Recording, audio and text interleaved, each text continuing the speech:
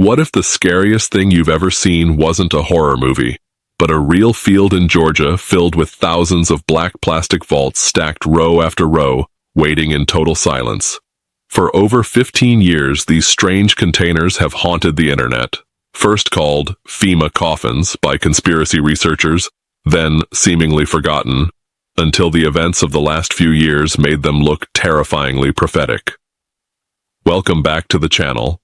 If you've ever wondered whether the government quietly prepares for things we're not supposed to know about, today we're diving deep into the most chilling symbol of modern American dread. Fast forward to right now, January 2026, and the story has taken an even darker twist. The very agency once accused of stockpiling these vaults for mass casualties is being gutted from the inside. Thousands of disaster responders fired, emergency teams slashed, entire response systems dismantled, while storms grow more violent every year. What started as fear of too much control has quietly become fear of total abandonment. Hit that like button if you're ready to explore the eerie connection between those black vaults, the COVID era, and the unsettling direction America is heading in 2026. Because this is no longer just a theory, it's a pattern that's hard to ignore. The Vaults of Eternity, America's Shadow Prophecy Unfolding. In the hushed gray dawn of January 9th, 2026, as the first pale light creeps across the bruised American sky, a single field in rural Georgia lingers in memory like a scar that refuses to fade. There, for years, rows upon rows of black plastic vaults stood sentinel, silent, unyielding, endless. These were no mere grave liners, though bureaucrats and manufacturers still cling to that mundane label. To anyone whose intuition stirs at the sight of perfect, impersonal order amid open wilderness, they were something far more profound. Harbingers, physical echoes of a future the nation has long rehearsed in secret. Imagine standing at the edge of that field, the wind low and cold, carrying the faint scent of polyethylene and distant thunder. The stacks stretch before you, geometric and merciless, each container gleaming like polished obsidian under a leaden sky. Here they are, frozen in the light of those fateful afternoons, the images that first ignited nationwide unease and have never truly dimmed. Since the late 1990s, they waited, patient, weather-beaten, ready. Then the videos surfaced in 2008, the fevered documentaries of 2010, the brief resurgences during Ebola scares. But it was COVID-19 that cracked open the prophecy fully. Refrigerated trucks became makeshift morgues. Excess deaths climbed into the hundreds of thousands. Lockdowns wrapped the country in a soft, suffocating embrace of control. The vaults, once ridiculed as fringe paranoia, suddenly pulsed with dark plausibility. A nation that had quietly prepared to bury its own on a scale unimaginable. The Great Rehearsal, COVID and the Machinery of Containment. The pandemic was no accident of history. It was the first act.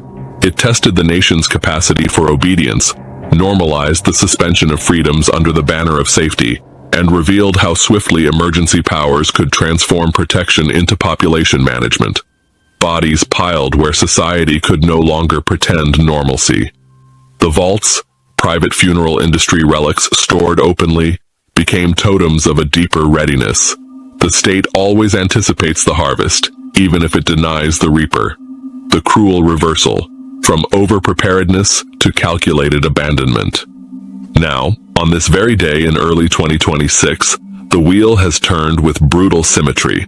The agency once vilified for stockpiling coffins for the masses, FEMA, is being eviscerated from within. Internal documents leaked to major outlets reveal draft plans to slash the agency's workforce of approximately 23,000 by more than half, over 11,500 positions, by the start of the next fiscal year. The cadre of on-call response and recovery, CORE teams, the very backbone of disaster operations, comprising roughly 40% of the workforce, over 8,000 strong, face proposed 41% reductions, more than 4,300 jobs. while surge staffing, the rapid response forces first on the ground after catastrophe, could be gutted by 85%, nearly 6,500 roles. Cuts have already begun in waves. Dozens of core positions terminated on New Year's Eve, more expected this month, with supervisors bracing staff for up to 1,000 dismissals soon.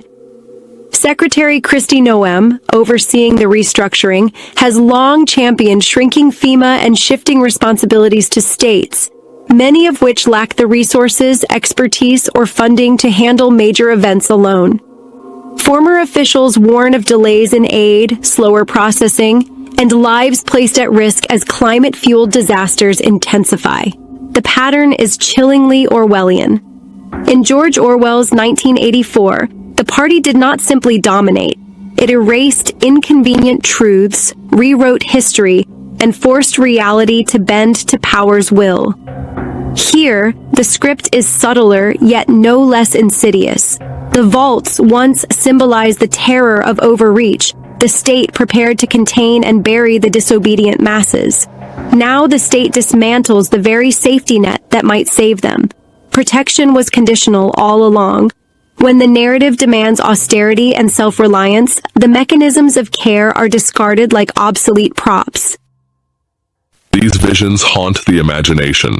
Vast American landscapes, once symbols of resilience, now ravaged by unrelenting storms, communities left to drown or burn as federal aid withers. And in the background, the black vaults, relocated, dispersed, perhaps destroyed, linger as ghosts, accusatory, eternal. The eternal shadow, a national destiny in the mirror. This is no crude conspiracy of hidden cabals.